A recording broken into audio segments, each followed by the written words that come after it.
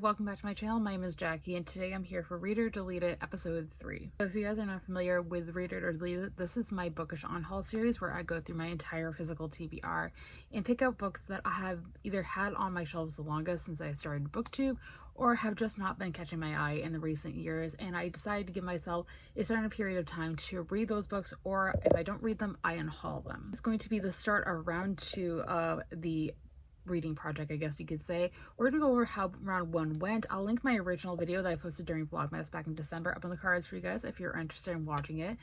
And overall, it was a fun experience. I really liked doing round 1. I'm excited to continue on with round 2. This might be a long video, so I'm going to just jump right in and get started with the wrap up. I'm going to go ahead and post a picture of the TBR I initially set back in December for you guys right here on the screen, and of course we're going to dive into the books in a second. So this was my TBR for the first round. Out of these books, I actually read 2, but I did DNF 1, and there was 3 that I have somewhat left unread. One of them, and I'm going to go over this in a second, I gave myself a pass on, and 2 I am completely unhauling off of my shelves. So that's the TBR for round 1, to give you guys a quick idea of that. Now let's dive into my thoughts on the books. Now for the books I read or DNF, we're going to start off with the DNF, which is very sad to say, but I truly did not enjoy the process of reading this book for a multitude of different reasons, and that is Room by Emma Donoghue. So I know what you guys are thinking. Jackie, this is like a BookTube classic thriller. How did you DNF it? I really wanted to love this, guys. And I was honestly utterly bored. I posted a vlog a couple of days ago from when you guys are seeing this. I'll go ahead and link it on the screen for you. And I went over, my somewhat in-depth thoughts without giving spoilers away. I wanted to love this book. Like I said, I was just utterly bored.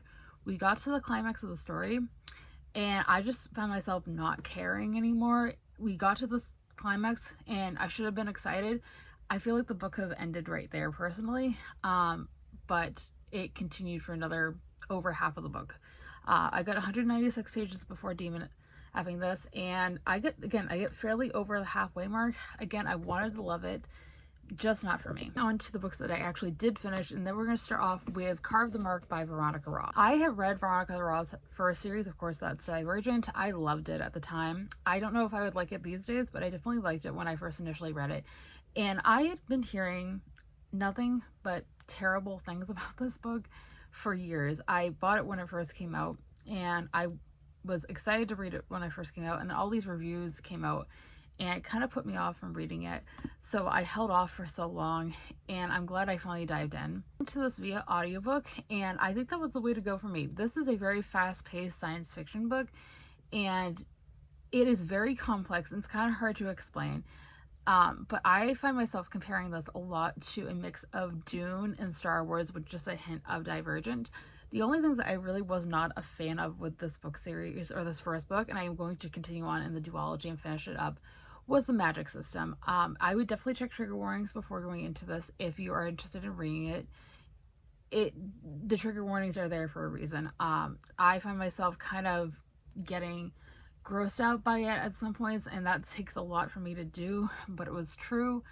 Also, there was some scenes in here. This is YA. I think it could be borderline new adult because there is some scenes that are very hard to read, very hard to listen to, like if you listen to the audiobook like I did.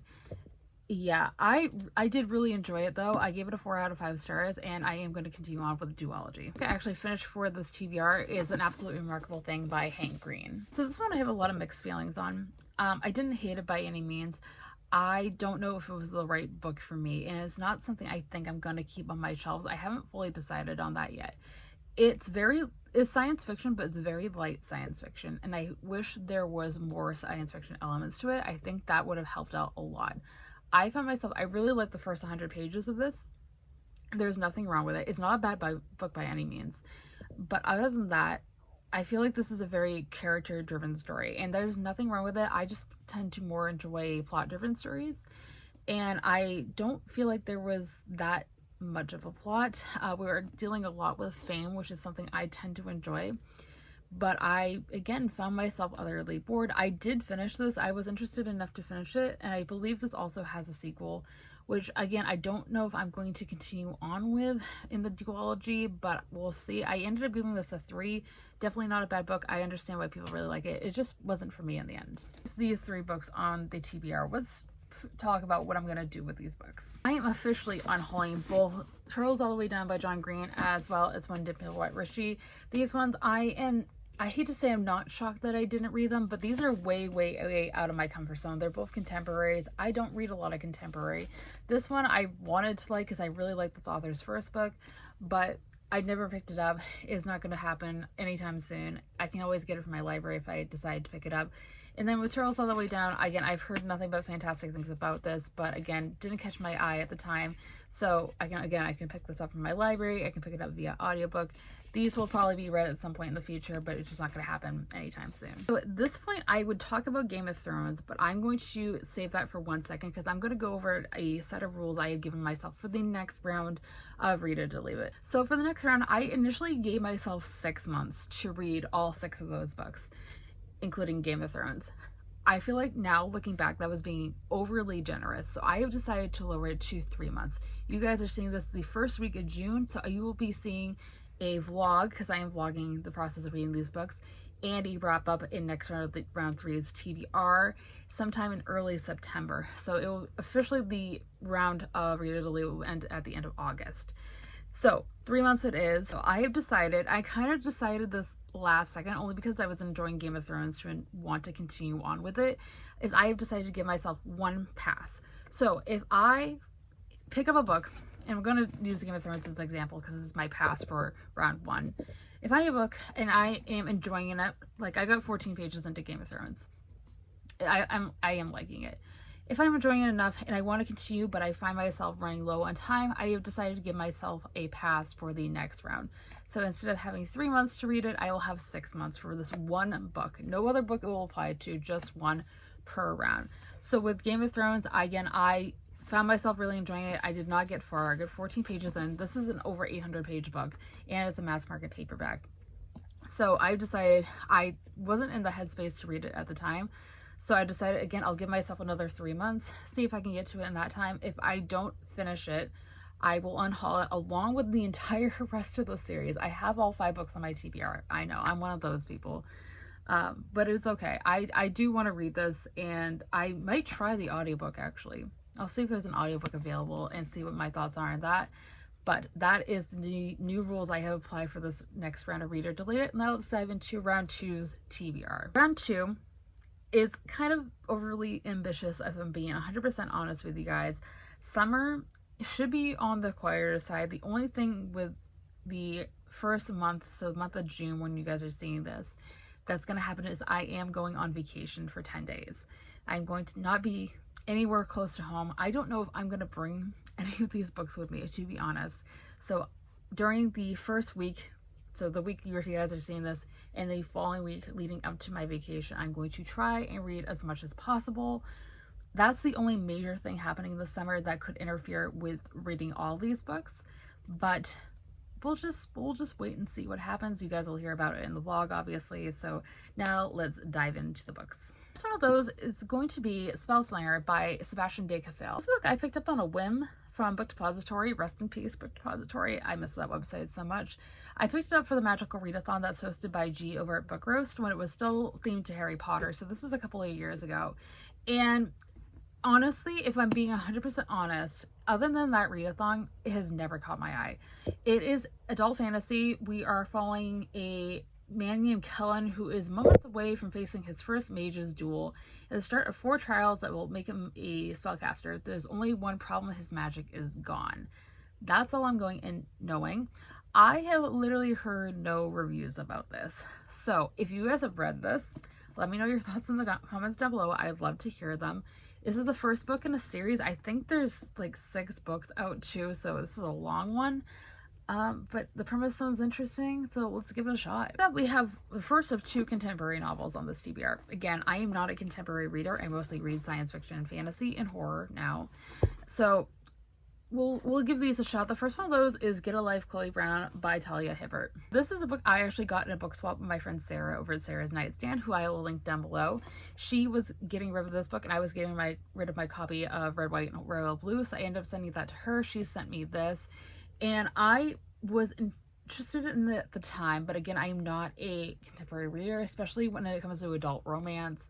Very outside my comfort zone, but I did hear good reviews of this at the time. It's been a while since that happened though, so we'll see what happens. Following your main character, Chloe Brown, this is the first book, I think, in a series of companion novels, and it is following her. She is chronically ill, and she makes somewhat of a bucket list to complete in her lifetime, and she goes through life trying to check things off this list. She also falls in love with the hot bad boy manager of her apartment complex, I believe.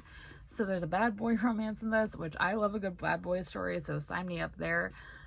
Again, very outside my comfort zone. I've heard good reviews. I'm hoping I really like it. I'm a little nervous about this, guys. I am not gonna lie, but that's The Starless Sea by Erin Morgenstern. If you guys are brand new to the channel, welcome. Of course, I am so happy you're here. I hope you enjoy your time. This is a book by an author that I have read The Night Circus from. I read it one of my first couple years here on Booktube, and I absolutely hated it. I think I gave it a 1. I'm pretty sure I gave it a 1 out of 5 on Goodreads. That's like the only book I've ever given a 1 out of 5. That's saying a lot. I absolutely hated it. But I did like Erin Morgenstern's writing styles. I want to give her a second shot. I remember hearing, again, good reviews of this at the time of its release, which was, let's see, how long ago was this released? It was a while back, 2019. So we're talking 6 years. This has been on my TBR. Yeah, I think I've been putting off because I'm just remembering my process of reading The Night Circus and how well that went. But let's see what happens with this one. This is one I don't know a ton about. I believe this is a book that's a story within a story. We're following a main character, Zachary, who falls into a world of romance and mystery amid tunnels filled with books, gilded ballrooms, and wine-dark shores. I am going in knowing nothing about that. That's all I want to know. We'll see what the process of reading this is like. I will keep you guys posted, but that's the next one on this TBR. Second to last book on this TBR is On the Come Up by Angie Thomas. It's another very popular book. I read The Hate You Give the year after it came out. I really liked it. It's not one that I kept on my shelves, but I did really like it. I really like Angie Thomas's writing style, her way of telling stories. This is following a up-and-coming rapper named Bree, and that's all I need to know. Again, another book that has to deal with fame, which is something I tend to really enjoy. Again, I've heard nothing but fantastic things about this. I'm really hoping I like it. This world is very interesting that Angie Thomas has created.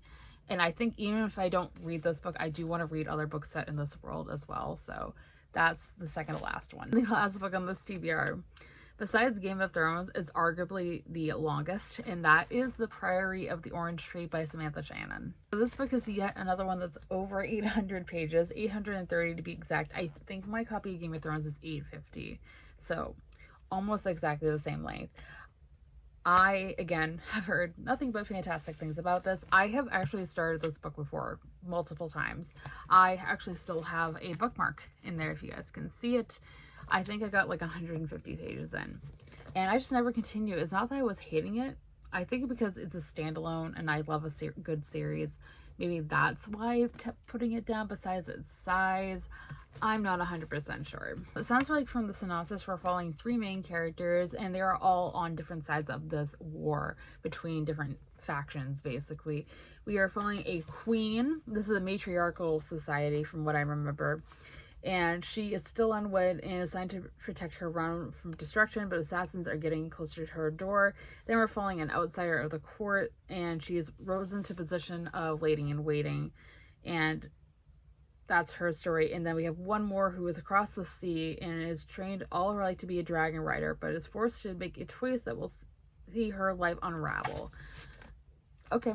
Sounds good. It's a standalone fantasy, so no wonder it's a long book. I don't blame the author for that. This should be an interesting one. That is going to be it for today's video, guys. I hope you guys enjoyed. If you did, be sure to give a big thumbs up and subscribe if you have not already for future bookish content just like this.